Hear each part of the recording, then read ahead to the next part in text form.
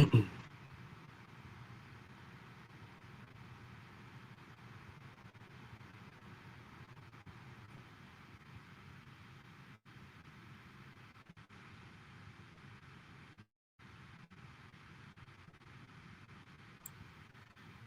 right. Shalom, shalom. First and foremost, I want to say call hello, Yahweh, Ba'ashem, Yahweh Shah, Ba'ashem, Kadash. It's in double honors to the apostles, elders, bishops, great millstone. It's in much peace, love, and salutations to Yakim out there pushing the word of Yahweh Shah, Shah, sincerity and truth. It's Brother Ariella. It's just going to be a kind of a World War III Algo update / path to the Motb. Because what I want to highlight in this lesson is how the two are connected. How the current things that are happening geoeconomically are going to lead to political fractions that lead to war. All the moves that Esau is making to switch over to a hyper digital AI system is going to lead to fights and battles within all the heathen nations, and you can start to see the setup. All right, and so I want to cover a few clips, talk about a few scriptures that link, and because a lot has happened over the course of this week to kind of highlight these things on both fronts. So just give me 1 second.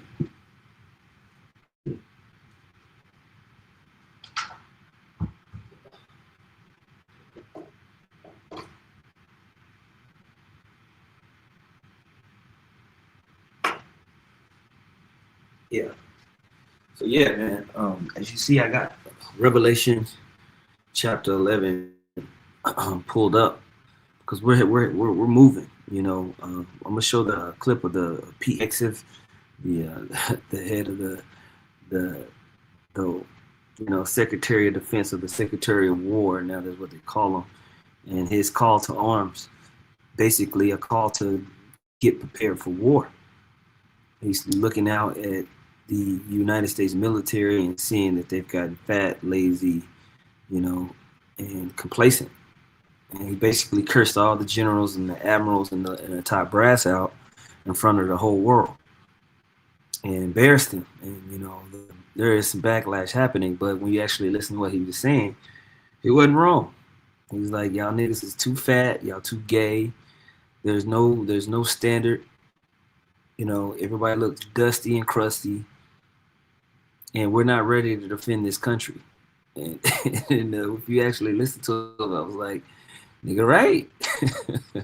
Because it's more than just a call to arms. They understand that there's something happening in the background that the United States needs to get prepared for. And you best believe that what he was saying is an alert, not just to the United States, but to the whole world. Because the world, a lot of other nations, they've been ready because they've been war torn. So things are heating up.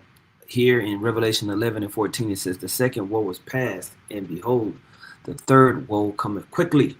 So this third world's war is brewing to rage. But we understand that there's something that's meant to happen before that happens. There's other prophecies, mainly the prophecy of the mark of the beast, the Motb, as we call it here for new listeners.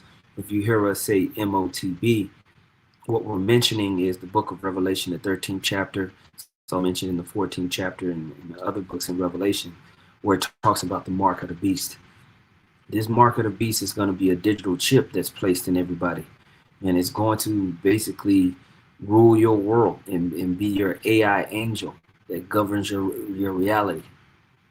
And Esau is going to be able to combine his government with private corporations to rule your world. Okay, and they've been making a heavy push on this for the last 10 years, but it's in warp speed underneath Trump. And ironically, Trump, was telling, his constituents and the people that wanted to vote for him that he was not going to put people underneath this technocratic rulership. Well, he's combined with Elon Musk and other, affluent, tech, moguls to get this stuff popped off. Well, the third world's coming quickly. This hyper digital Motb system mark of the beast system is going to be implemented beforehand. And if you look out into the news, we see these things. Now, here on this page, we would show you how China and Asia were at the forefront of a lot of digitizing their societies, but that was just a blueprint for what was getting ready to come to the West. And that they would, saying, oh, look at China, China's bad, look at that, how they're ruling their people. But now what is the message? The message is that China has gotten too far ahead and we need to catch up, because we don't want those bad guys, China, to get so far ahead in their technology that they rule the world. And see, this is how they play games with problem, reaction, solution. They make China some technological boogeyman just so they can chase after the same thing that China has built. Okay? And so we're going to talk about that, because look at what's happening in the West. This video was done on CBN News. I believe it's a Christian-based news channel, and they're basically reporting on what happened in Great Britain. Let me play it. And Salaki, if it runs a little slow, I don't have good internet. Minister Keir Starmer just announced mandatory digital IDs. Take a look. And that is why today I am announcing this government will make a new free of charge.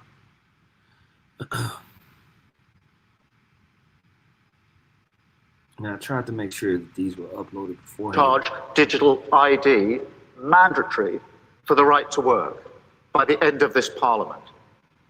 Let me spell that out. You will not be able to work in the United Kingdom if you do not have digital ID. It's as simple as that. British civil rights activist Emily Emanuel joins us now. So, Emily, what was your reaction to Starmer's announcement? Well, really, truly, completely shocked, but also not surprised. Keir Starmer has been a terrible, terrible prime minister right from the beginning. And I've never seen actually the UK population in such uproar against a prime minister in the time that I can remember anyway. So I am not surprised. It's funny when you listen to these Christians, because they'll talk about the mark of the beast and they'll be like they need to, like they're going to stop it. The Most High said this was going to happen, and they still believe that the nations that they live in are righteous. Like, they're not. Surprised that he's trying to pull something out the bag that will try and get him some popular votes, although it's probably going to be completely the opposite. And if you didn't see, or I don't know if you've touched on this already, but there was a march a couple of weeks ago that had over 1 million people come along to it, which was in protest of these things that he's implementing, and the state of how the state of the UK is at the moment, with illegal immigration, with just this high kind of control of government. And so there's almost like a revolution going on the ground in the UK at the moment, because people are just sick and tired of these policies that he's implementing. Well, what's interesting is, obviously he made this announcement and he painted it in a way that this would help curb illegal immigration.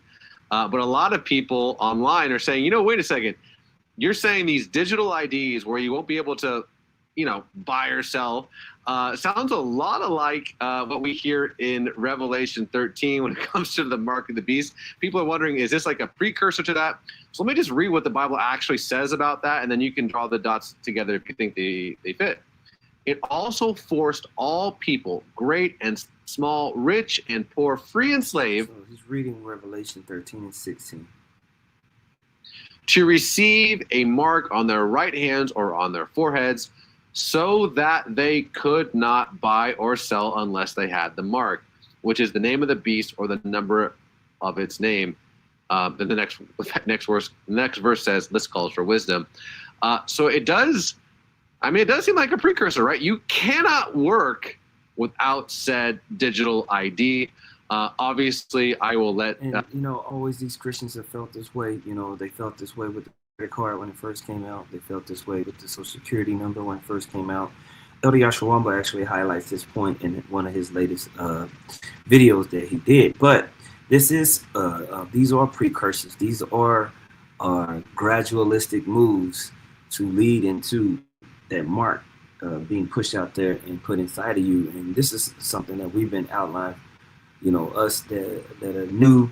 I mean, us that came in the Great Awakening in 07, and our apostles, the bishops, elders before us have been going over all of this news. I mean, I remember when the International Monetary Fund came out with a pamphlet. I believe this was back in, I want to say 2014, 2015, on virtual currencies and some of the things that they wanted to have done for virtual currencies. And if you go back and read that, it's pretty much done. And that's why they're pushing these CBDCs and stable coins now. They're getting ready to digitize everything. And in order for it to be policeable, they'll need it to be tracked with AI, and they'll need it to be biometric or put inside of you, which is what the scriptures say. And so they slowly set things up. They use, oh, this is for immigration, this is for that. But, you know, those of us in the know, we know it's all BS, right? And those that have some type of wits about them knows that it's BS. Here in Psalm 64:2, it says, hide me from the secret counsel of the wicked, from the insurrection of the workers of iniquity. All these high top level Edomites, elites, are directing the leaders of these nations, because you have the leaders of the nations, the prime ministers, the presidents, and cabinet members, people that are part of the different senates and parliament and House of Republics. They're underneath the elites that really run the government and the major corporations around the world. They're the ones that are dictating how these things are going, and they're fueled by the spiritual demon Satan to do so. Which is why that prime minister got up and he was adamant. If you listen to that prime minister when he made the announcement about the digital IDs, it was like somebody had his wife and children with a gun to their heads in the basement. Like, no, we do this. No, anybody that has their right mind, we're doing this. You know, they were adamant about it. You know, and so they're fueled by the spiritual and Satan to get this stuff done. Okay, no games are being played. And y'all let me know if y'all can hear me clearly. Okay, this is going back in Psalm 64:3. It says, who whet their tongues like a sword and bend their bows to shoot their arrows, even bitter words. So people that are coming up against these different mandates and policies, especially those of the nation of Israel, you so-called Negroes, Latinos, and Native Americans, the true Israelites, you're going to have bitter words put out there, man. People are going to be getting arrested. People are going to lose their jobs first, jobs. All of this stuff is being ready to go down. Anyone speaking against the status quo of the government is going to be condemned. Okay? All of these things are moving quickly, which is why this Day of Atonement that brothers and sisters are in is so important, right? Repenting, getting yourself right with Yahweh Shemel Shai is the key aspect to run into the tower of the name of the Lord. It's a key aspect of getting through what's about to come, because they're not playing no more. Esau is complaining at a high level, and when Esau complains, shit gets moved around. Okay, that's why the power of a Karen, all right, she's used to being able to complain and stuff gets moved around. Now, how much more so these top elite Edomites that have just been complaining? They complain so much about Captain Kirk and his assassination that his wife is at the top of the running. I believe for vice president. Absolute insanity. Insanity. So these bitter words and accusations against those against the status quo are going to get worse and worse and worse. All right. Verse 4 says that they may shoot in secret at the perfect. Suddenly do they shoot at them and fear not. They encourage themselves in an evil matter. They commune of laying snares privily. They say, who shall see them? They search out iniquities. They accomplish a diligent search, both the inward thought of every one of them, and the heart is deep. So they are deeply planning to move forward with this MOTB system. All right. And that's what's going to culminate in actions around the world for World War III. Differences of who's going to run what, how this going to go, how that's going to go. We going to take these people down. We need these resources in order to procure this aspect of the economy and secure our future. It's going to lead to war. Edomites have always gone to war with each other during these times. Apostle Har, in one of his latest sit-downs, he mentioned how we're in the 149th year of the American Empire. I believe he said it's either 249th or 248th year or something like that.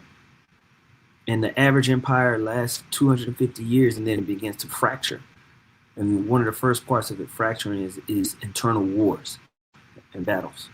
Okay, so I want to highlight these digital IDs and the purposes of these digital IDs, and then show you the next phase that they're telling you to your face. That's a part of their magic. They have to tell you.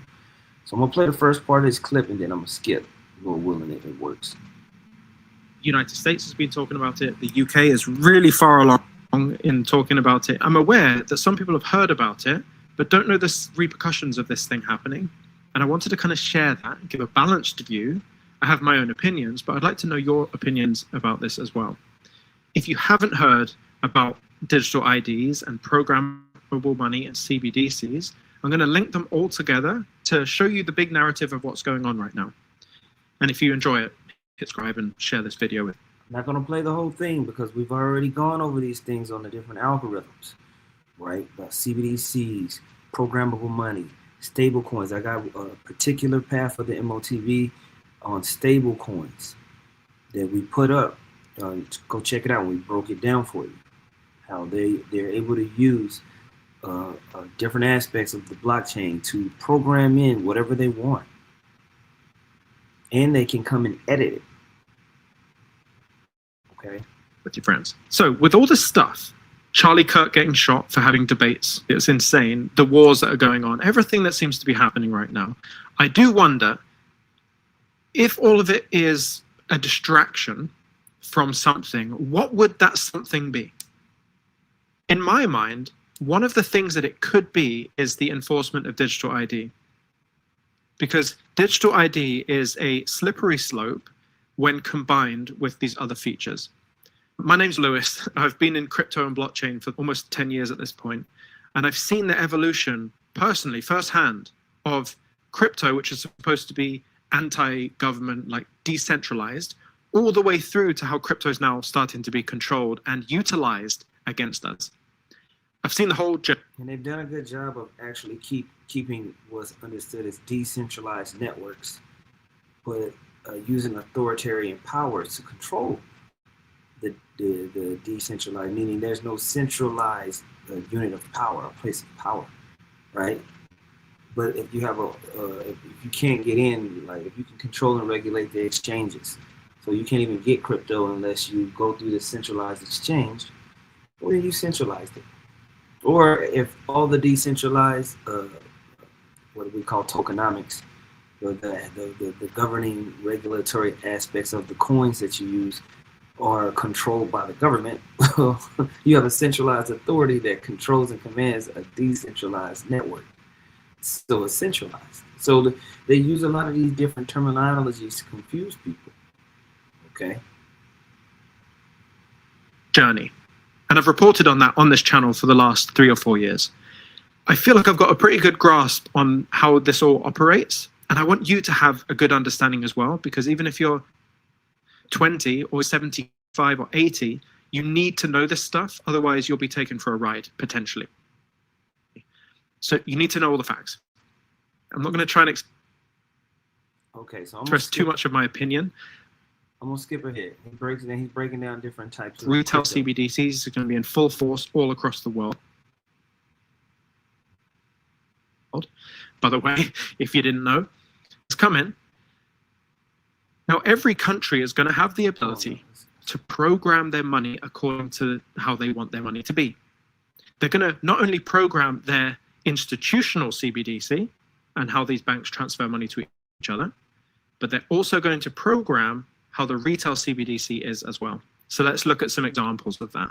For example, the programmable CBDC that you use may include some benefits, like you owe tax. What if it can just automatically pay your tax? What if it's programmed in a way to where every day, based on your spend or your earnings that day, it kind of just does the tax right then and there, like on the day, not at the end of the year, at the tax year, it just kind of does it then and there.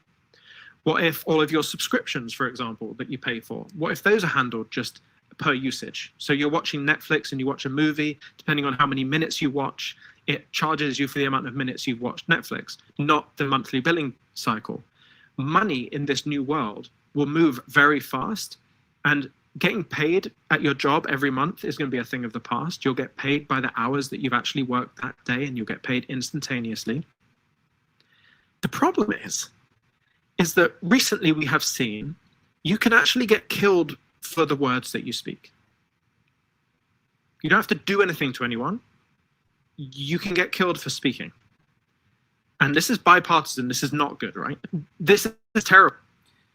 Motherfuckers have been getting killed for their speech since the beginning of time. See, you see how Esau likes to take these ideas and make themselves sound like some type of a victim? People literally have been getting killed for their speech forever. And these people will say that they're Christians. Like the Lord didn't get killed for what he said and taught. Literally was innocent. It's a new thing that people are getting killed for their speech. Okay. So why are you trying to present it as some grandiose thing that's just occurred in society? I don't know. Terrible. And so when you look at that and you think at narratives at scale, I think we can all kind of own up to the fact that we know that the government are doing things that we don't necessarily agree with, regardless of what side of the party line you stand on. It's also known that they might have agendas that they don't necessarily tell us. Again, this might be for like population control, we don't want mass hysteria, or nefarious things, right? So in light of all of that, I want to provide an example. So let's say you say something online and someone's feelings get hurt by you saying that thing online. It's not as bad as what Charlie Kirk got, but you said something and people got offended.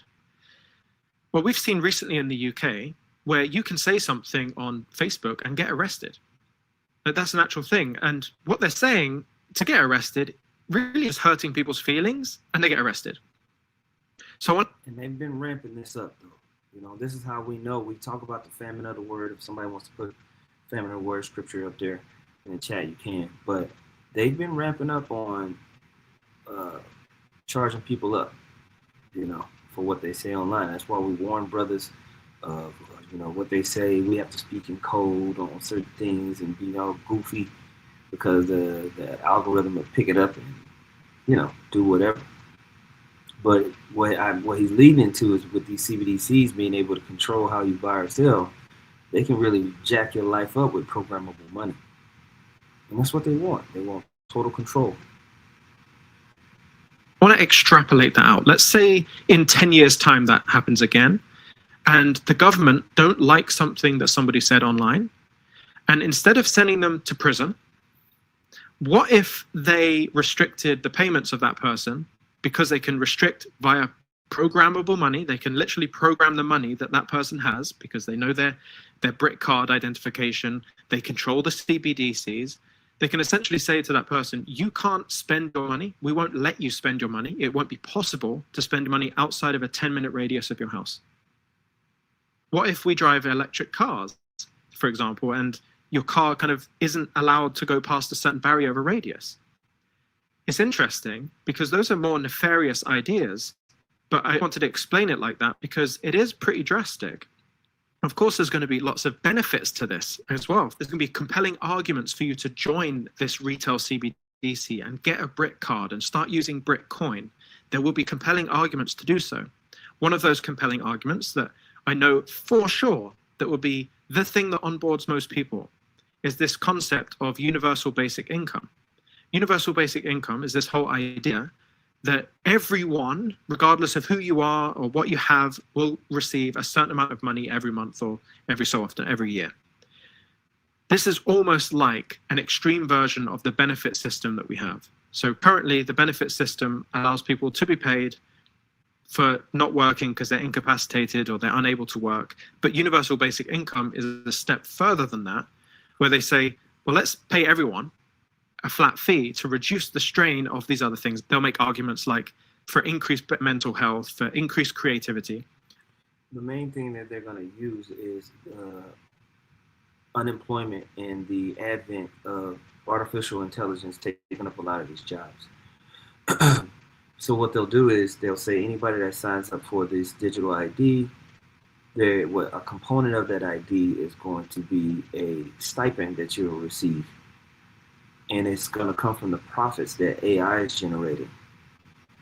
And these companies that are having a lot more AI will sign up to pay an AI tax or whatever that will be issued out to the general public.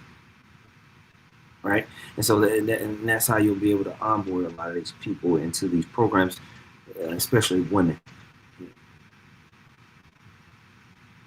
And sure, that those things may actually come to fruition, but ultimately, universal basic income seems to be something that people are gearing up towards, certainly politically, as we see that across the world. Now, if you are delivering universal basic income, you're going to do that with an automated blockchain-based system. It just makes sense to do it like that. And so you look at this environment, 2027 to 2030, with CBDCs, retail CBDCs, the ones that concern us. It makes sense at that time. This programmable money, the Bitcoin, everything will come about between 2027 and 2030. That's not far away. And it is the transition into a universal basic income system that allows the CBDC to come in, which is programmable. And so here's how I imagine it playing out, right? You say the government comes on the news and they say, we're going to do, certainly if it continues the way it is going, we're going to do universal basic income. All you have to do to receive £1,000 a month, whatever it is sign up to the Brit card. And everyone's going to go, oh my goodness, I'm going to do that right now. When I was at work, I used to work doing speech therapy. And I was in a school and I was talking with a co-worker of mine just about everything going on and universal basic income and all of that stuff. And their mind was completely blown. They had never heard any of this before. And I was trying to stay neutral just to get their real opinions. And that's another thing. Most of these people are sheep, man. People think that the market of beasts is such a ridiculous idea that it'll never happen. People are stupid. They're gullible, they're sheep, and they're gonna do it. You're gonna have some people that, they read the scripture, they're like, I'm not doing that. But the bulk of the people are absolutely going to just be sheep to the slaughter, going to line up and get it done. Look what happened with the jab.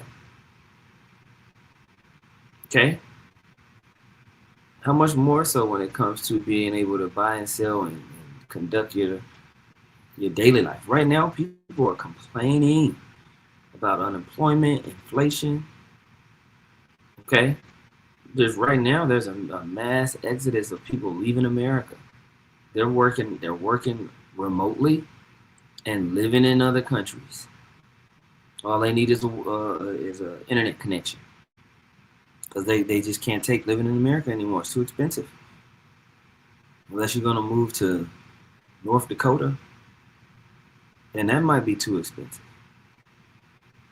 So people are literally living on resorts in Mexico and Costa Rica and paying, $1,500 a month and on an all-inclusive, or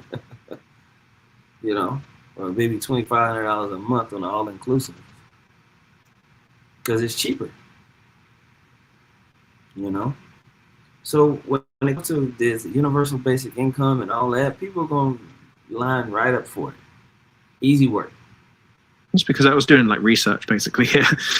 And I said, if the government offered you £1,000 a month forever, and all you had to do was sacrifice some freedoms. Maybe they'll like analyze your social media with AI and stuff to just make sure that you're doing the right things and saying the right things. I worded it like that. I know it's kind of leaning one side, but the way she responded to me was just fascinating. She was like, yeah, I'm taking £1,000.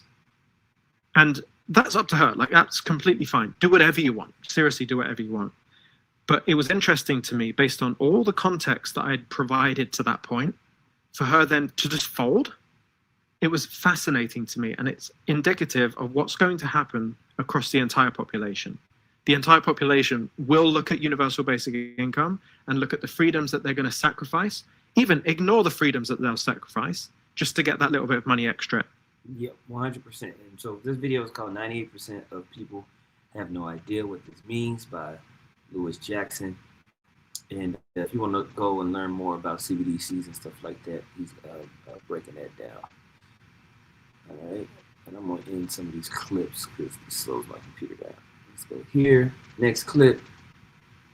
On Friday, that made my blood run a little cold. He is the Prime Minister of the United Kingdom. And here's what he said at the Reform Conference. Listen to this. And that is why today I am announcing this government will make a new free of charge digital ID mandatory for the right to work by the end of this Parliament. Let me spell that out. You will not be able to work in the United Kingdom if you do not have digital ID. It's as simple as that. Because decent, pragmatic, fair-minded people, they want us to tackle the issues that they see around them. And of course, the truth is, we won't solve our problems if we don't also take on the root causes, looking upstream to tackle poverty, conflict, climate change, issues that aren't just intolerable for those of us who care about inequality and injustice wherever it's found in the world, but which have clear... And digital ID ain't got nothing to do with that.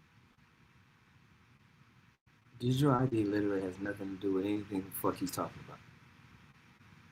Esau is just weird, man. That's why when we read in Psalm 64 that the heart is deep, they will say anything. You know? They create these policies and they talk about these different civil points, and it has nothing to do with that. Okay?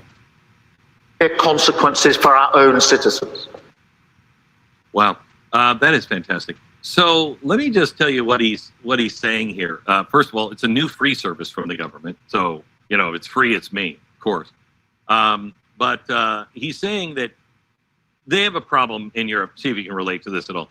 They have a problem in England with people coming across, you know, the water and just invading the country, and then they're taking all the jobs from, you know, decent Brits, and they haven't stopped them. You know, they're welcoming them in. They're not turning them away. They're not sending them back home or anything. But to solve the problem instead, they're just going to have everybody have a digital identity. That way, you'll know if they're a British citizen or not. Oh. You know, there's an easier way to solve this. I don't know. You know, you just stop the illegal immigration. You would send people back. You do that. You do that. No. Now, I want you to understand, and I don't know if I have time to get into this today, but this is the way progressivism works. They create the idea, and then they cause the problem that they can go back and say, we need to do this to solve this problem. Okay? So they've caused the problem of illegal immigration. They've caused the problem of all of these things happening on their streets. But don't worry, they've already designed the answer. Yeah, you know, and he's explaining a problem, reaction, solution. So they're progressively going through these different aspects of, you know, the radical left, you know, illegal immigration. We got to stop all the drugs that are coming in and out of our country. You know, we got to take back our white Edomite pride. You know, all of these things, and they utilize those things to increase policing and all these type of things.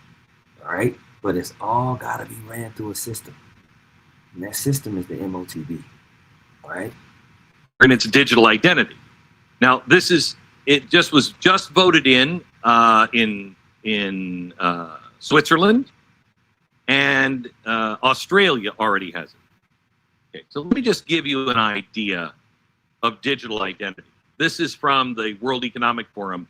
This is how they are describing what digital identity will do. Okay, it will give the users access. Just think, what's left in your life? It will give you access to insurance, to healthcare treatment. Now listen to this. Now it's already like this in the East, in China, India, all right, places like that.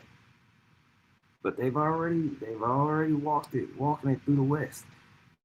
To monitor your health devices, it will monitor your wearables, and it will be for care providers to demonstrate their qualifications. So you can look up, you can't do this now, I can't look up a doctor online and see if he's any good. No, I need digital ID to do that. But it'll also track all of my wearables and monitor all my health care and have access to my insurance and everything the doctors are doing for me. That's great. And all of that data goes right into a centralized data bank for the government. Now, what else does digital ID do? Well, financial services. You'll need digital ID to open bank accounts, carry out online financial transactions.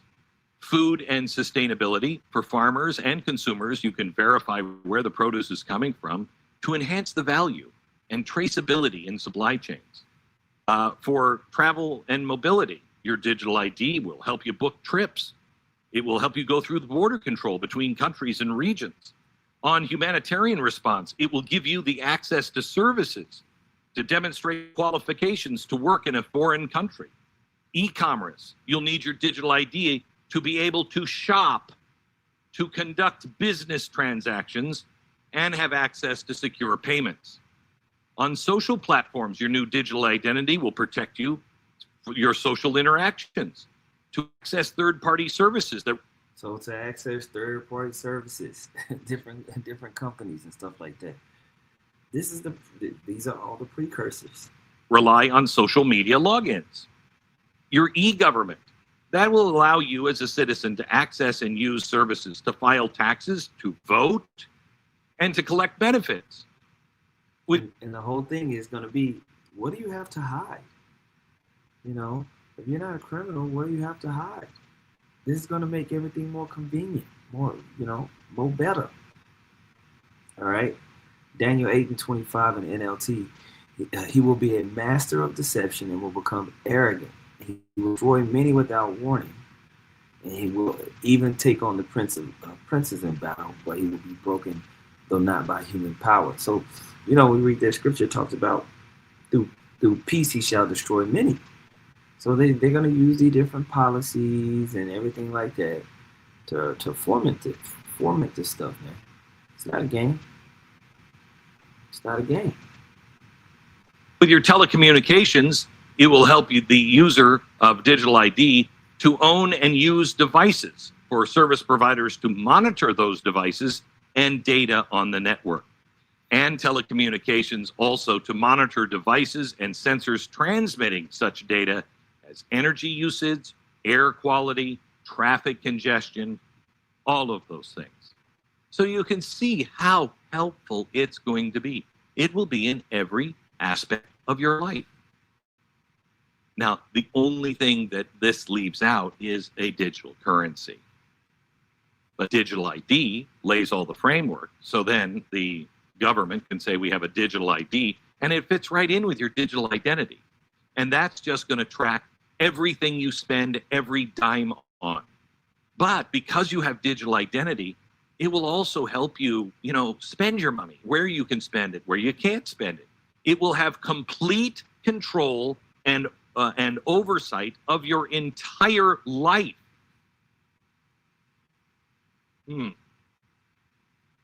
Stu, I'm trying to think of some downsides on this one. It's such a tough road to try to find any possible negative. Now, definitely, they show another interview with that prime minister being questioned one-on-one. and he just had a complete demon on him. He just had a complete demon on him, man. And it just shows you how these people are in a particular spirit, right? Psalms 2:1 says, "Why do the heathen rage and the people imagine a vain thing? The kings of the earth set themselves, and the rulers take counsels together against the Lord and against his anointed, saying, Let us break their bands asunder and cast away their cords from us. He that sitteth in the heavens shall laugh. The Lord shall have them in derision." See? So as they go and try to complete this, they're going to fumble. They're going to fumble.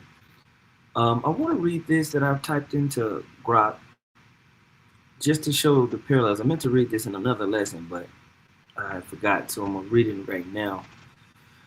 I typed in what are some of the similarities between the East and the West with the digital, which direction they're going with digital economies. It says this: convergence towards digital economies and governance, East versus West. The global shift towards digital economies and governance systems is accelerating, driven by technological advancements like blockchain, AI, and big data. While the United States and Western allies like the EU countries emphasize privacy, protections, innovation, and competition with Eastern powers, and China and Russia prioritize state control and geopolitical resilience, there are striking parallels in their trajectories. Both sides are pursuing central bank digital currencies, expanding surveillance capabilities, and integrating digital tools into economic and administrative functions. This convergence risks eroding privacy and enabling greater state oversight. Given even as ideological differences persist, below I'll break down key dimensions highlighting similarities and differences. Boom. All right, so it gives this this chart, right? Shows the United States in the West versus China, Russia in the East, right? It says the status in 25. It says U.S. banned retail CBDC via anti-CBDC surveillance, halting blah, blah, blah, blah, while China is fully operational with $12 billion plus in transactions integrated into their daily lives. It says similarities. It says both sides view CBDCs as essential for modernizing payments. So they're all heading in this direction, right? Reducing cash reliance and competing globally. 134 countries spanning all different types of ideologies are developing them per Atlantic Council data. Boom. Global economic goals. It says for the U.S. and the West, efficiency in cross-border payments, countering de-dollarization, supporting fintech innovation without full state control. In the East, to avoid sanctions, internationalizing the yuan and ruble, seamless integration with state apps like WeChat, everything like that, which this is what's coming to Britain, right? It says programmable money for targeted stimulus and financial inclusion in a cashless world. That's where both are headed. Okay? That's where both are headed. All right? It says privacy and surveillance risk. Okay? It says, talks about the differences, but I'm going to talk about the different aspects of simulators. Potential for transaction level monitoring. The International Monetary Fund warns that CBDCs could enable state surveillance across borders, blurring public versus private data use, and it absolutely will. You'll be able to track every single transaction. There ain't going to be no way you can get around it. All right? There ain't going to be no way you'll be able to get around it. Okay? Point blank period. This is where everything is headed.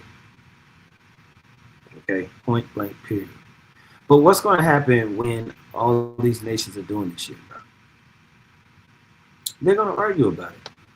They're going to fight. They're going to fight over who controls it, who's going to be at the head. It's already that's already happening. That's already going down. So as they try to announce that we're going to make America great again, MAGA, nah. We're going to be stronger, better. It's just going to erode into war, and so that's why they're pushing. They're going hard nose about preparation for war. right? First Thessalonians 5:3 says, "For when they shall say peace and safety, then sudden destruction cometh upon them, as shall veil upon a woman with child, and they shall not escape." All right, so as they're saying that they're doing these things to make things better for everybody, in the background, they're just preparing for war. They're just getting ready to fight. All right. Psalms 141, we always read it. "Deliver me, O Lord, from the evil man. Preserve me from the violent men, which imagine mischiefs in their heart." Their MOTB, economic and political policies, are mischiefs. Okay? It says, "Continually are they gathered together for war." That's all they're thinking about. All right, now check this out. I was going to do this with Palantir. You know what? I'm going to play the first part of this, but bros can go and listen to it. It's on Redacted. I'm pretty sure most of y'all bros have already heard it. Well, our next guest says the Great Reset is still coming. You know, we thought, oh, maybe it's over. The globalists are gone, right? But no, it's coming, but in a different way under President Trump. It's just being sold. Now, Trump did a great job of duping everybody, giving everybody the okie doke. Okay? To us differently, so don't fall for it. We're not sycophants here on the show. We're happy to praise President Trump when he does something great. We're also happy to slam him when this is all being shepherded into us right now. Cashless society, biometric scanning, Palantir, all ready to stand there and take over the helm to make sure that we're all tracked and monitored. Don't take my word for it. European Union, moving towards getting rid of cash altogether. They're on the record already saying that you'd be considered basically a terrorist or in the gray market if you transact in cash over a certain amount. Oh, you want to pay your gardener 500 euros? Sorry, you're a terrorist. This is what they're doing. Christine Lagarde told us that. Mark Goodwin is the author of The Bitcoin Dollar. He's an investigative journalist at Unlimited Hangout alongside Whitney Webb and friend of the show. And, we just also got this word. So I want to bring Mark into the show. Mark, great to see you here. Welcome back. It's been, you were spot on. I think you. Yeah, I just wanted to play the introduction. I'm not going to play the whole thing. But if you want to go to it, you can see it's here, 86 million accounts frozen overnight. Look at it. The Palantir cashless police state is here. We all know about Palantir and their supreme surveillance capabilities. And not just surveillance capabilities, they have the ability to go and kill you, which they're actually helping the small hats do over there in the Middle East to surveil and go get you. But what I really want to transition to is this little piece of Peace Hex. I went and I listened to the whole 46-minute speech. And it pumped me up, man. It pumped me up. Because they're ready. Where they're taking the department and the joint force. And today we have the unprecedented opportunity and honor to hear directly from the Secretary of War, and our Commander-in-Chief. Yeah, they're calling him the Secretary of War now, and Trump was adamant about making sure that he made sure that you knew that they were going to come domestic. What do you think they're going to come get ready to do? Okay? They're going to be ready to, once they start really pushing out this MOTB, the small little resistance that's here, you're going to be taken out. All right? You're going to be taken out the way, man. And I'm playing. Together, you and I and our civilian leaders have the honor of leading the finest military in the world. And we must seize every opportunity every day to prepare our joint force for the future. I am deeply humbled to serve with each and every one of you. And now it is my distinct honor to introduce our nation's Secretary of War, the Honorable Pete Hegseth.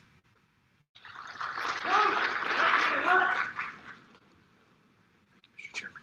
Sir. Thank you. Please take your seats.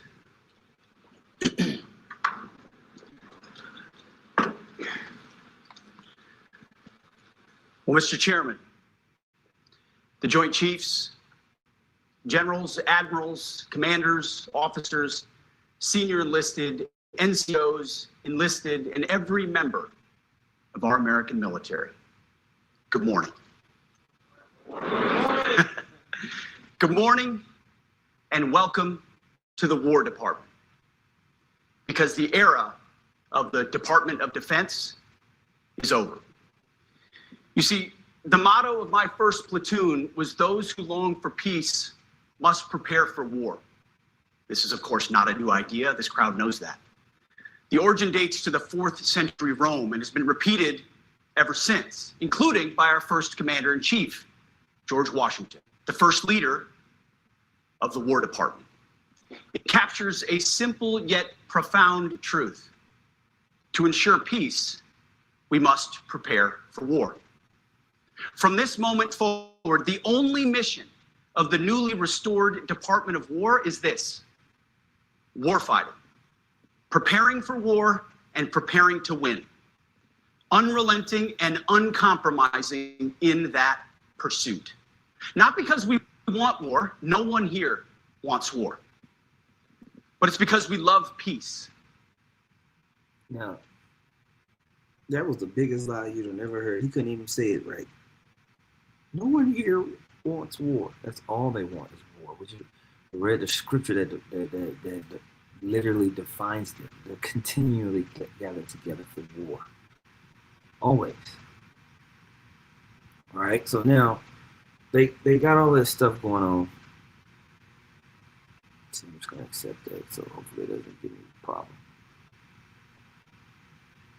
And meanwhile, they're working with the small hats to basically tell the Palestinians what they're going to do. Okay? And so, as they commit a genocide of these people, you know. But they're always gathered together for war because the spirit is being put on them to be gathered together for war, like it talks about in the book of Joel. All right? Joel chapter 3. Verse 9 says, proclaim ye this among the heathens, prepare war, wake up the mighty men, let all the men of war draw near, let them come up. Okay? I don't know why I just switched. Go back. Oh, it exited me out. Thanks. Type this in.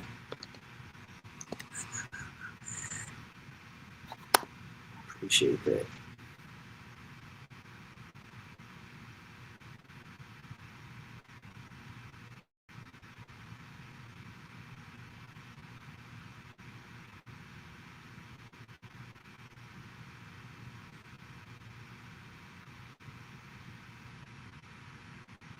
Right. Back to it. It says, let all the men of war draw near, let them come up. Beat your plowshares into swords and your pruning hooks into spears. Let the weak say, I am strong. Assemble yourselves and come, all you heathen, and gather yourselves together round about. Thither cause thy mighty ones to come down, O Lord.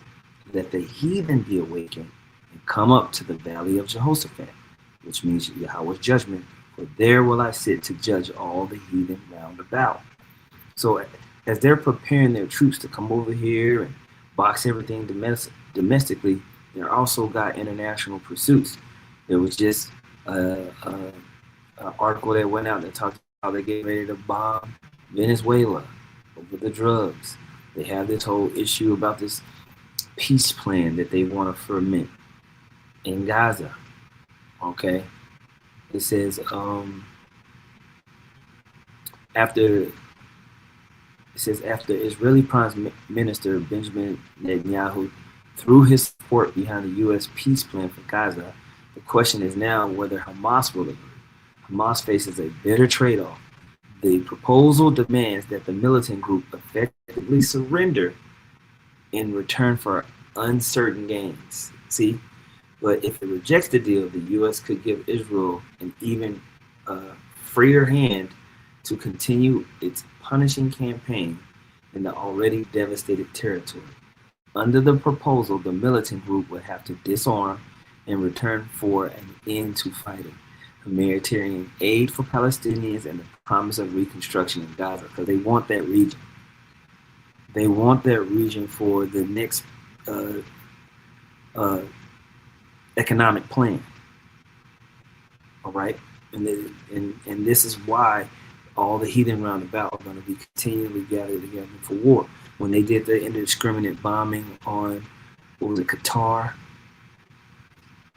that's not doing anything but making these other nations round about get ready for war.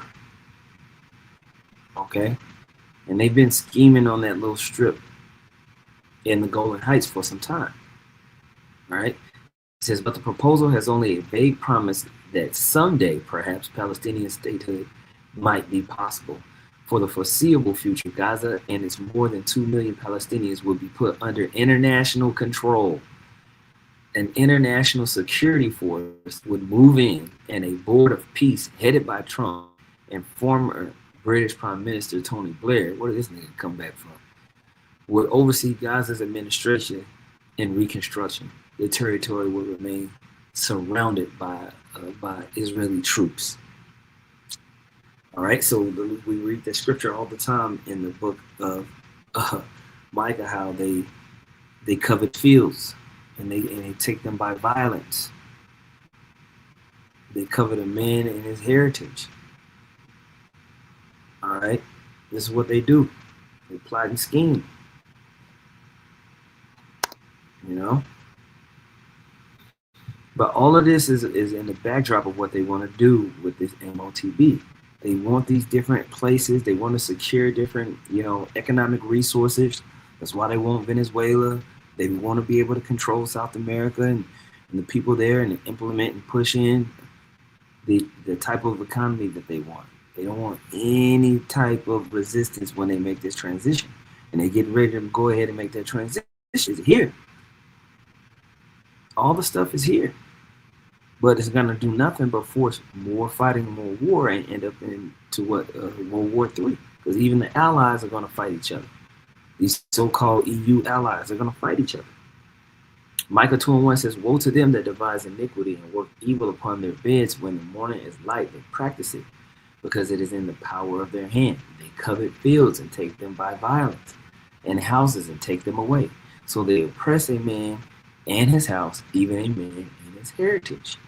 See? And that's what they're doing. That's what they've done to you so-called Negroes, Latinos, and Native Americans. And they want the whole thing. We always go through that scripture in Habakkuk, the 2nd chapter. They can never have enough. His desire is hell. All right? They're not stopping. I'll play this. It's going to be my last clip. What's up, guys? WW3 back at you. Some updates here.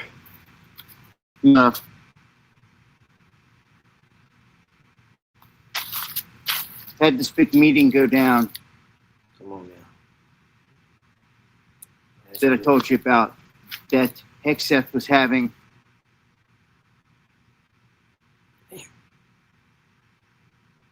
They don't like that.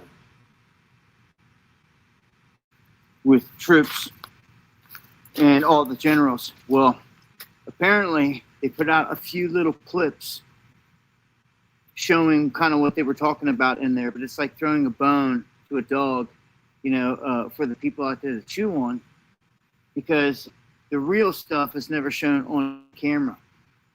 And you still kind of speculate and wonder what's going on. Well, what we do know, what they're putting out here, is that Hexeth is saying that we've got to prepare for war. And he's doing it with urgency, and an urgency that they say that they've never seen before. And it just leaves us to speculate what was talked about behind the scenes while the cameras are off, and the real deal for why they were all called there. But they just showed us a little piece. And they were there for quite some time talking about all types of stuff, which will remain classified and hidden. But to call all these people in as people raising serious questions, and for him to come out and state that we need to prepare for war, everyone's like, what war? Like, what do you mean? Like, we're involved in wars all the way around the globe. And he's saying we're shifting all this in a brand new strategy. We're shifting everything over to the home front in the Western Hemisphere. So he's saying that we need troops, we need ammunition, we need this, we need these things, we need it all. And it's like, hold on, what's going on here? Like, what's about? Now, when you watch the full speech, now, just like Dabu was saying, we don't know about all the stuff that wasn't talked about because you brought in all the top brass, which has never been done before. From all around the world here, they flew them in. So there's no telling what type of debriefing that they got. But he was adamant about it. All you fat, y'all gotta get in shape. We gotta get these people trained. We gotta get ready. All right. We gotta get ready now. We gotta get these homos up out of here. They gotta go. We can't have that. The time for just being chilling is over. It's time to get ready to fight. All right. So they're getting ready to move, man. To pop off. Well, I've been warning you, and it's pretty obvious when they're stationed with warships all around Venezuela, Latin America, Mexico.